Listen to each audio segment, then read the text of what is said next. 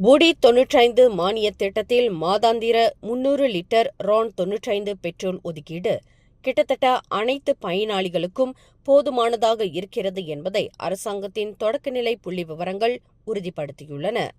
கடந்த அக்டோபர் மாதத்தில் மானியம் பெறும் பயனாளிகளில் 0.6% குறைவானவர்கள் மட்டுமே தங்களுக்கு ஒதுக்கப்பட்ட 300 லிட்டர் பெட்ரோலையும் முழுமையாக பயன்படுத்தியுள்ளனர் என்று இரண்டாவது நிதி அமைச்சர் அமீர் அம்சா அசிசான் அறிவித்துள்ளார். பெரும்பாலான மலேசியர்களின் சராசரி மாத பயன்பாடு சுமார் 80 லிட்டர்கள் மட்டுமே என்பதால் 300 லிட்டர் ஒதுக்கீட்டை குறைக்கும் திட்டம் எதுவும் இப்போதைக்கு இல்லை என்று அவர் வதந்திகளை மறுத்துள்ளார். இந்த தரவுகள் அரசு நிர்ணயித்த ஒதுக்கீடு பெரும்பாலான மக்களின் தேவைகளை பூர்த்தி செய்வதோடு மட்டுமல்லாமல் மானியத் தொகையை தவறாக பயன்படுத்துவதை தடுப்பதற்கும் உதவுகிறது என்று அரசாங்கம் நம்புகிறதாக அவர் மேலும் தெரிவித்தார். மேலும் செய்திகளை தெரிந்து கொள்ள கீழே இருக்கும் பெல் பட்டனை அழுத்துங்கள்.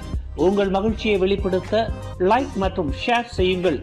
தொடர்ந்து திசைகளோடு இணைந்திருக்க சப்ஸ்கிரைப் செய்யுங்கள்.